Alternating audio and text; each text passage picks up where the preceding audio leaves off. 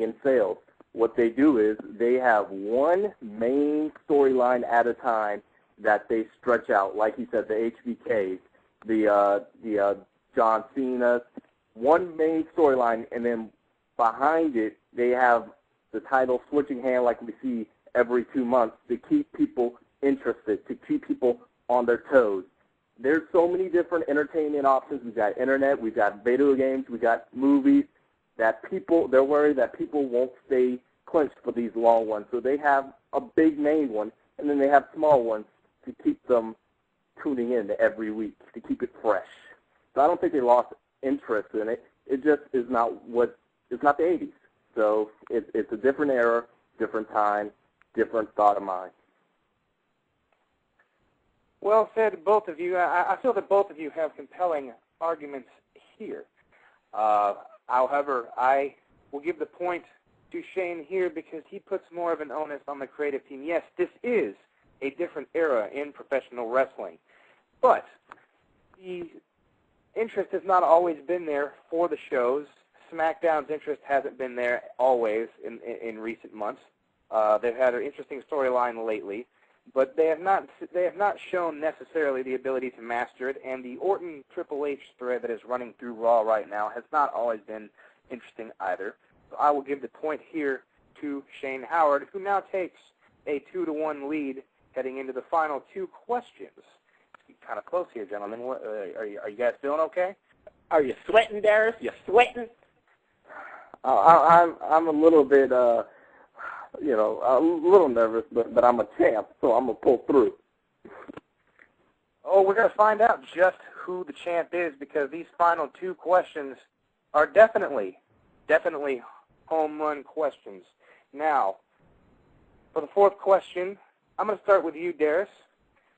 TNA this Thursday is running their 200th show, a mark that at once upon a time I never thought TNA would ever live to make.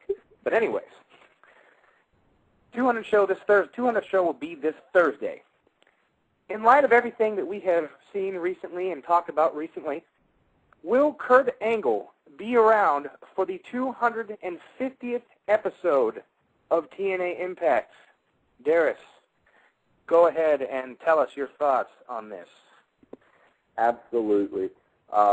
People are thinking he's going to jump to WWE, and he might, but then it's leaning towards not because he's already accomplished stuff. He's got money. He's got the fame, the glory. Right now, his concentration is in film and wrestling. So what he's going to do is he's already taking some projects.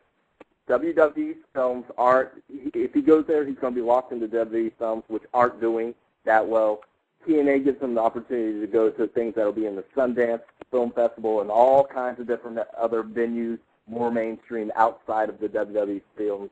He doesn't want to have to be tied in there. He's got a loose schedule that allow him to do that. So, yeah, he's going to go ahead and stretch this out despite what everybody's saying about him jumping to the WWE. It's not happening. TNA gives him the freedom he needs to pursue the goal that he wants, which is acting. Okay, well, I'm not hearing anything. Is he done? That was what the long pause was for. Oh, yes, okay. All right. Yeah. Good answer there, Shane. Now go ahead and tell us what your thoughts on this subject are. Okay, 250th episode. That is 50 weeks from today. That is almost an entire year. I think that he will not be around. I really believe, reports out there saying how Vince, isn't thinking about bringing him back because of the whole wellness policy thing. I'm going to go opposite of that. The news on the internet now, we're supposed to get some red herrings from the WWE because they're trying to cut down on leaks and everything. I'm going to go on the other side and say that Vince actually does want him in. Kurt Angle still has drawing power. Not as much as he did, 4 or 5 years ago, but he still has drawing power. Daris talked about WWE films. Kurt does want to do movies. The WWE is moving to straight to DVDs. There's less of a risk of failure for straight to DVDs. Look at 12 Rounds. It sucked in the theaters, but it was a #1 movie on DVD sales. You know, if Kurt goes and he gets WWE filled, his movie can go straight to DVD. There's extra money because it's not as competitive to go into go to the theaters. I really think that from a year from now, especially with this whole Karen Angle, Jeff Jarrett, Kurt Angle triangle thing, I think once the contract comes up, there's a possibility that Kurt will be going back to WWE for his final run.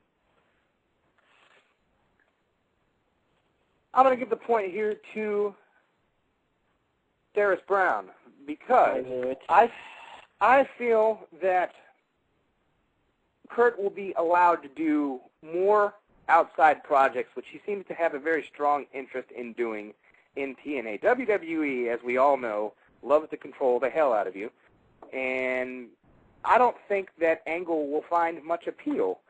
A person of Angle's competitive nature will find much appeal in straight-to-the $5 movie bin at Walmart DVD special releases, and I believe that he will find perhaps more of something to his liking in TNA. That is, of course, if he can get along with Jeff Jarrett, who I think eventually, if TNA does not start moving up in the ratings, will get canned by Dixie Carter herself. So I give the point to Daris. You just wanted to read your 5th question, that's all. Come on, you said I might subtract a point for that kind of an outburst there, Shane Howard. You better be careful. Go ahead. But yes, I'm not going to do that because it's all about the ratings here on Hit the Ropes, Hit the Ratings, as we'll call it right now. Heading into the 5th and final question, a hell of a question, I think, and one that I actually will be discussing in an article soon on the WrestlingDaily.com, cheap plug. Anyway, Undertaker's win streak, as we all know, become an institution at WrestleMania. Now, right now Undertaker is injured, but we all know eventually he's going to be coming back for his part-time appearance on SmackDown at some point, or maybe even Raw, who the hell knows. But Undertaker will be back, and I am assuming, and many people assume, that this next coming WrestleMania will indeed be his final WrestleMania. Take it or leave it, The Undertaker's win streak being broken could and will, in terms of its controversial nature, be the thing that creates the next big superstar in the WWE and leads to the next great era in the fashion of, the boom in the 80s and the Attitude Era. I will start with you first, Daris.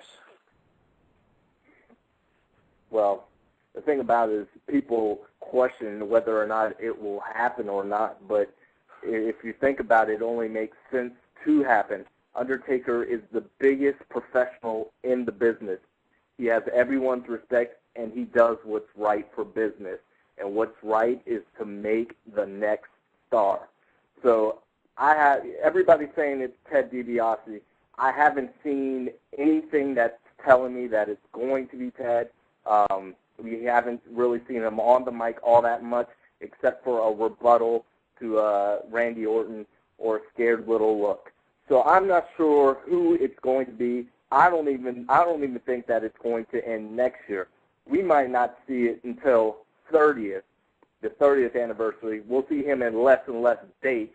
It's less likely that'll happen, but I think it will happen because it is what's right for business. It's how they're going to make the next star. That Attitude Era, that 80s time with the slam of Hulk Hogan, it has that proportion, that relevance.